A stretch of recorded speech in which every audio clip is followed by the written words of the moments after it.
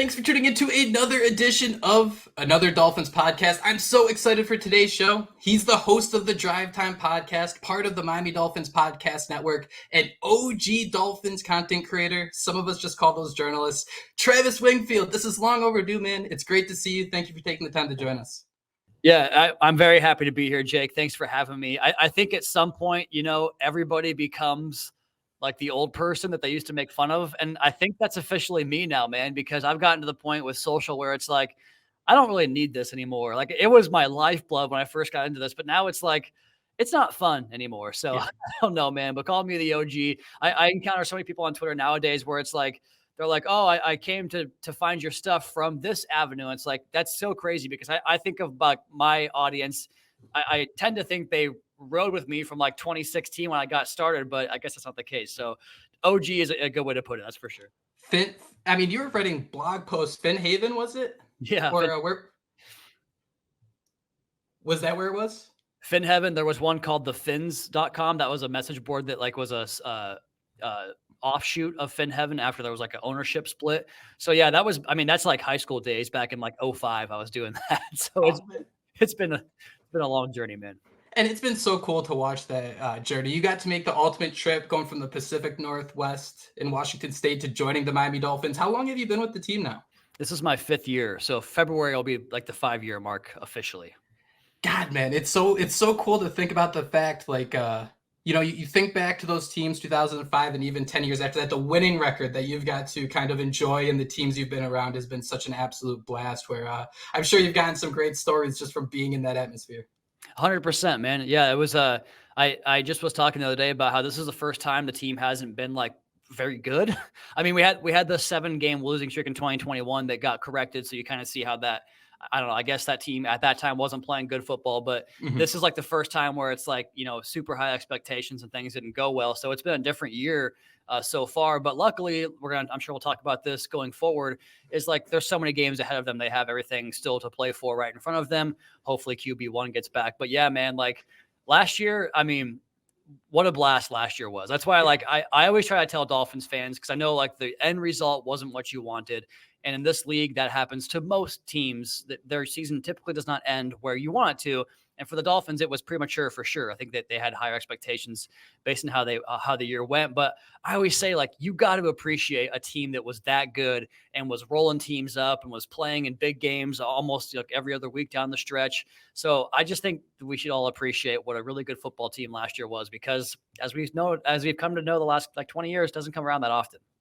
Dude, you are not kidding about that whatsoever. And this season off to a little bit of a rocky start when you consider the 3-game losing streak, but Miami beat New England 15-10. Things are slowly starting to turn around. QB1 sounds like he's going to be back sooner rather than later. And Travis, looking back to the Seattle Seahawks game, I don't want to talk about the game whatsoever, don't get me wrong. But before the game, I was reading a behind enemy lines you did with the Seattle Seahawks official website, and you shared some great wisdom that I was hoping you'd be able to share here, just about the strict length of the NFL season and how it's so easy to get caught up in like a 3-game losing streak, especially when it's 1 game a week. But when you take that step back and you realize, wow, like we're only on the middle of October. Yeah, every single team, every single year, you can point to a stretch where the fan base maybe doesn't feel like the Dolphins fan base feels right now, but they felt like the ceiling was coming down on them. Even last year, the Chiefs, after some of those losses and the issues they had at the receiver position, like I'm sure that most Chiefs fans felt there's no way this team can run the gauntlet that was at Buffalo, at Baltimore, through the AFC playoffs and into the Super Bowl. And they did it. I go back to the Packers a lot last year. That was a team that they were talking about like Jordan Love was a mistake and this offense is stuck in the mud and this is not a good football team. And I remember they went into that Lions game on Thanksgiving and it was like, this is a bad matchup because the Packers are kind of also Rams. And what do they do besides roll up like 40 points in that game and just kind of kept that going?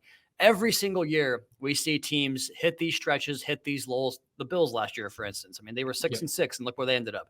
It happens every year to every team. Now, that's not a guarantee that Miami climbs out of this, but I think that if they get guys healthy, we haven't seen what this offseason was all about materialize on the field yet. What I mean by that is we haven't seen Tua with Reek Waddle and OBJ, with a Jonnu Smith, who's been, it seems like he's fully acclimated into the offense by now, with Jalen Wright being what we saw in that game last Sunday or 2 Sundays ago, how he kind of eases, I guess, the workload of Devon Achane back into more of that like quasi receiver / running back role with the healthy Raheem Mostert.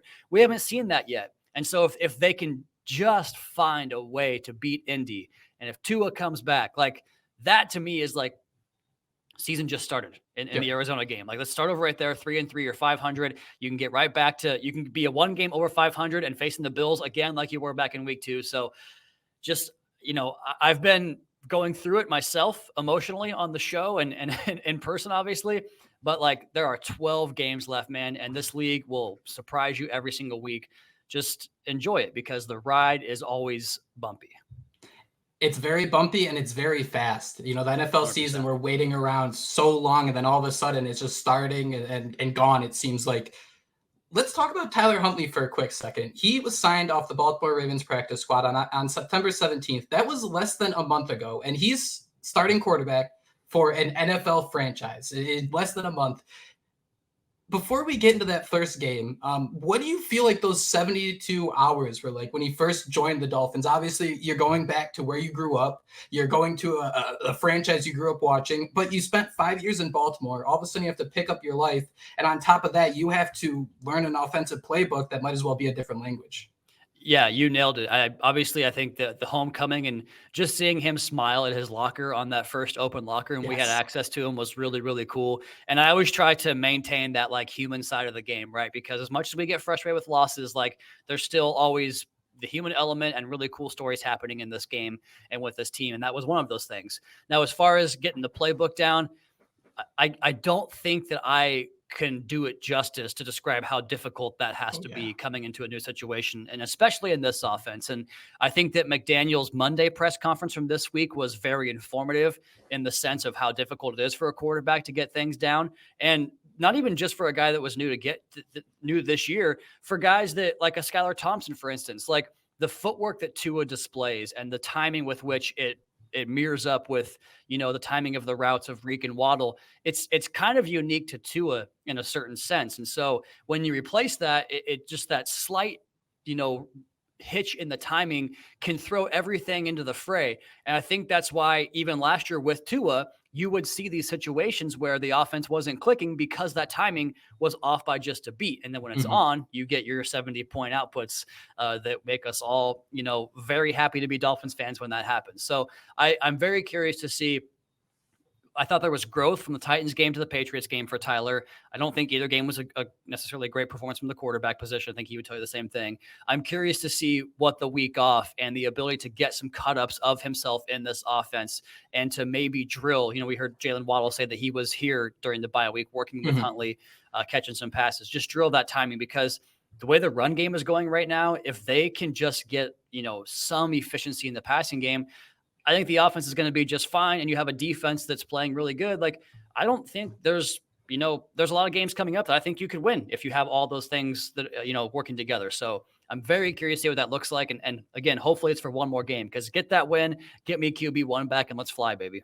Less than 2 weeks after signing in Miami, Huntley was starting on prime time. I mean, outside of the playbook, the nerves, it's just insane to me. He went 14 of 22, 96 yards. He was sacked 3 times. Only 1 week later, Travis, I felt the offense moved much better against New England. And if you kind of erased a play here or there, I think you could have pieced together a 20-point performance. Did you notice any, I don't want to say sweeping changes because it was just a week, but one of my biggest fears, overreactions for sure of a 3-game losing streak is you just want to see adjustments. You want to see them trying different things. And I truly felt like in that New England game, you saw a team that was working towards kind of growing together and figuring things out together. Yeah, I think so too. I think that the Dolphins' next big thing, not, from a play style or efficiency standpoint, that's not like the number one thing. It's just getting over some of these shoot yourself in the foot errors, which to be fair were, existed before Huntley was in the lineup. So it's not just a new quarterback. It's something that this team has kind of dealt with for a couple of years. And last year was obviously much better and it was more consistent throughout the season with the same lineup. But I think they just have to find a way to be more sharp in their operation and they'll be tested on Sunday on the road. I mean, the Colts, that building can get loud. I imagine coming off of 2 straight wins, playing a backup quarterback, they're going to be fired up to to try to get to 4-3. So I'm sure that building will be very loud on Sunday. If they can just stop putting themselves behind the chains, and, you know, they had some special teams gaps in that game as well. Like, to your point, they could score some more points. And the way this defense is going, I think that will be good enough to win games. So to your original question, though, I just think that, I don't know, it's tough.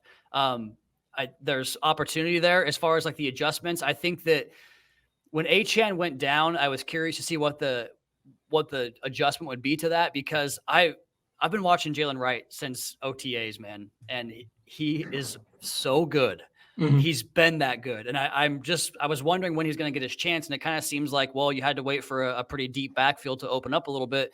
And it took an injury to get him in there. And I thought that the way him and Raheem exposed the inside running lanes, because teams are really cheating off the edge. You'll see this on my new YouTube show, Dolphins HQ. We did a breakdown of the game-winning drive. And there was a couple of runs where it's like 8-man box, single high safety. The Dolphins have, you know, multiple additions to the line of scrimmage in terms of wide tight ends and fullbacks attached to the blocking scheme. And the Patriots have the gaps fit, but they're so concerned about getting over the top on the edge that these inside lanes open up. And I thought Miami was missing those in the first quarter of the season. In the Patriots game, I thought they found those gaps. They put their foot in the ground and they got north and south and they picked up tough yards.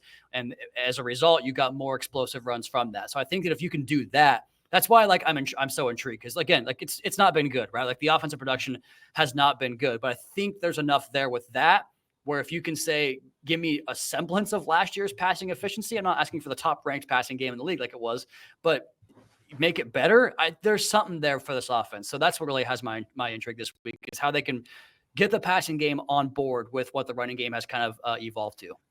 Everyone looks at the big contracts, obviously, Tua, Tyreek, Jalen Waddle. Why is Raheem Mostert always so overlooked, I feel like, when you're talking about this team? Is it the contract size? I mean, this is somebody who led the league in rushing touchdowns last year. I understand the appeal of Devon Achane. I'm right there with everyone. Like, let's use him as a receiver. Let's get him going out wide. But, I mean, I don't think it's a coincidence that Miami had its best day running the football when you have someone like Raheem Mostert back in the lineup. Yeah, he broke the franchise record for both rushing touchdowns and total touchdowns in a season. And that's like no small feat for this organization that rewrote the record books back in the 80s and 90s with that quarterback and the receivers they had. So, yeah, man, I'm with you, and maybe a little bit guilty of it myself. And that's probably due to the nature of Devon Achane, like you mentioned. Yeah. I thought Jalen Wright, again, going back to his Tennessee tape and watching him for the Dolphins, he knows how to run outside zone, man. And I know it sounds like easy, like just run to your track, but the way he can create these angles and set those blocks up, I think that there's so much intrigue there with those guys and their speed and their elusiveness that you kind of lose sight of Raheem and what he is. And what he is a speed back that also loves to put his shoulder down and run through guys. And I thought the Dolphins absolutely needed that type of like mindset shift in that game against the Patriots. And I think it won them that game with how he ran the ball inside. So to your point, he's a big, strong, physical back. And I think that kind of goes by the wayside. Why is he underrated? I just think it's the stable of skill players this team has around him. Because to your point, like you talk about OG, man, if I'm the OG of Dolphins Twitter, like he is the OG of the outside zone scheme here with the Niners Shanahan system. Like he was doing this stuff back in the day. It was just injuries that kept him from producing. And now he's been healthy, you know, besides the couple of games this year, and he's going off setting franchise records. So Raheem he's an elite back in my opinion, and we have like 3 of those. So let's use them, man. Were you surprised to see? I mean, I'm sorry we keep going back to a game that was 2 weeks ago at this point. Miami was so effective running the ball against New England. Were you surprised to see Tyler Huntley run the ball? I think it was 3 times, and I think it was only like 7 yards. So it was more like panic scrambles just to get a yard or two. Everybody on, especially Dolphins Twitter, we got to run Huntley. We got to run Huntley. But I thought Miami did a great job of giving him answers, whether it's Jonnu Smith having his best performance with the Dolphins. I don't think we necessarily need to see Huntley running the football to be successful. And I wanted to get your thoughts on just that aspect of the game. Yeah. And what happens if Huntley gets injured? Exactly. So if you lose him, I mean, you see what the other options are, and it hasn't been pretty. And so I think if you're trying to piece together what this offense can be in the absence of Tua Tagovailoa, I think everyone agrees that Huntley's the best man for that job right now. And if he goes down, you kind of go back to the shift in and they're not going to change the offense and make these wholesale changes. I think they've made that pretty clear with how they've approached, the three different quarterbacks that have played into his absence and Thompson, Boyle, and Huntley. But if you lose him, I think that would just kind of reset things back to square one, like you talk about in that Seattle game, and nobody wants to go back to that. So that's why I would do my best to probably prevent the design runs in that sense. Now, if Tua's coming back, maybe that changes a little bit more with how you approach that. But to your point, the scramble plays to me are a little bit more like, and this is a general thing, Jake, that I can do 20 minutes on just myself if you want. But no, I'm not going to do that. But I just feel like there is this massive disconnect in what constitutes really good quarterback play in this league and in this sport in general. And everyone loves the throwing off balance, off platform, outside the pocket throws. But the best quarterbacks still to this day win from in structure, execute the offense, and win from the pocket. And to me, when you scramble, it's either the coverage was really good and you had to create to make something happen, or you just didn't see something. And for Huntley, like, again, it's a new system. It's complex. He's trying to get this timing down with these receivers. And that was never really his game to begin with, to stand in the pocket and process and, flush things out from a 3-4 read progression. But if you're doing that much scrambling, to me, especially in this offense that designs so many open routes, I think you're missing things in terms of your reads. So I prefer the quarterback to stand back there and execute the offense. And the scramble plays are fun when they happen. But to me, he kind of has to do that while he gets up to speed from the mental standpoint and playing the position the way it's supposed to be played. So if you have it, that's great. But I prefer just my quarterback to sit back there and make throws, man. Beautiful point. Travis Wingfield, host of the Drive Time Podcast. Travis, I have one more question for you. You hinted at it. We haven't talked at all about the defense, and this unit under Anthony Weaver has been pretty impressive. It's one of the top passing offenses. It's a top third down defense, We're 6 weeks into having Anthony Weaver as a defensive coordinator. As these guys are getting more comfortable, as we see this team getting more healthy, who's some guys, maybe you saw the writing on the wall in training camp in the preseason, that once things start to click, they're going to be an absolute problem in the system?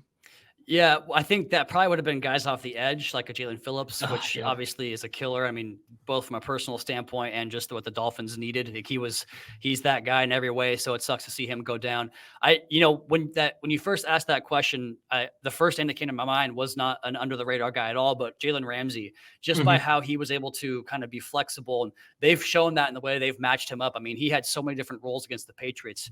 That tape against the Patriots was so good, man. He was like man up against Hunter Henry 1 rep. He'd be up against Kendrick Bourne another rep. He would play like this, like a cover 2 structure where he would take the slant flat combo both himself and shut down the entire side, like the backside of the read for the quarterback, just all over the place. I think the more this defense gets chemistry and reps, kind of like we talked about with the offense, I think you're going to see his skill set be more opened up and utilized by Coach Weaver and what he can do in the blitz game, the matchup game, play that slot, play that star role. And probably some Javon Holland in that mix as well. We'll see what his injury looks like going forward, but he kind of fits that mold. But yeah, man, I think this defense will only get better as they go along. I do think that there are some spots that the depth is a little bit concerning in terms of, what happens if you don't have a Zach Sealer or a Calais Campbell inside, because when they've gone off the field, that's when the run defense has really suffered. But I think that where you have seen the big plays in the running game, and another trope that I wouldn't mind, squashing here on the show with you, Jake, is I've seen the Dolphins run defense called so many things, but I don't think it's been bad. I think it's actually been a strength. They've given up a couple of big runs that have been backbreakers, and those definitely count against you in the worst way. But when you look at those reps, it's like fitting the wrong gap. And it's like one assignment gets missed, and all of a sudden you're out the gate for 50 yards for James Cook.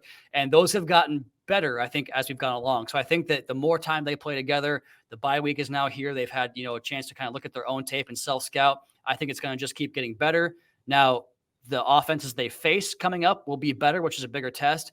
But what better time to gel than to go up against the Bills and the Rams and the like of those teams? So I think it's going to be a good unit all year long, provided certain guys stay healthy. And I think it should just get better from here.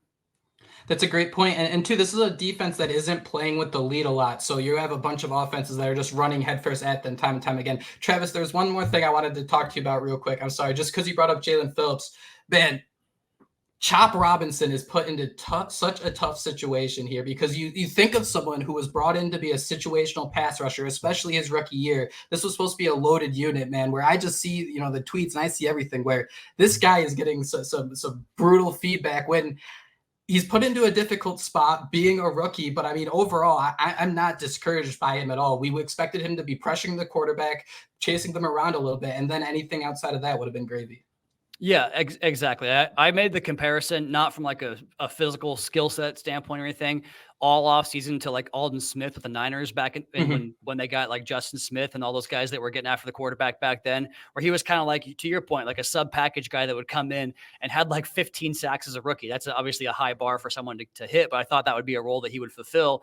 You don't get Chubb back, for PUP. Obviously, we kind of knew that going into the year. Cam Good, same situation. Shaq Barrett retires. That was unexpected. Now JP's down. Mo Kamara's waiting to get his chance still. So, yeah, like he's been thrust into this role where he's probably has to play 40, 45 snaps a game. And I don't think it's been terrible by any stretch. I think there's some run game edge where he's lost the edge in the run game a couple of times. I do think that what he needs to develop is kind of a secondary move, which, again, what is he, 21 years old? I don't know how old he is. He's super young. And I just, again, to bookend the podcast the same way we started it, like we make all these grand, conclusions about players and teams a few games in.